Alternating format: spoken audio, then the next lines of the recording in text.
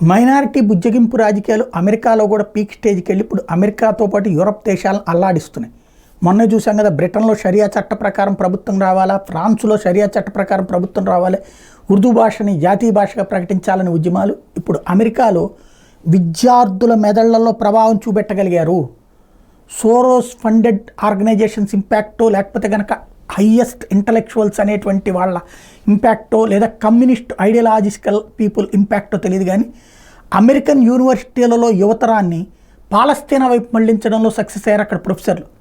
పర్యవసానం governor ఉపన్యాసాలని boycott చేస్తూ విద్యార్థులు వెళ్ళిపోవడం, పాలస్తీనాకి అనుకూలంగా అమెరికన్ విద్యార్థులు, ఇది సంచలనం సృష్టిస్తుంది.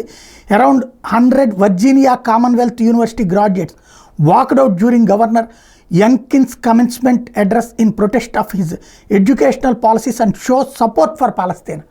ఆయన విద్యా విధానాలకు వ్యతిరేకంగా అని చెప్తూ పాలస్తీనాకి మద్దతుగా బాయ్కాట్ చేయడం అన్నది సంచలనం సృష్టించింది.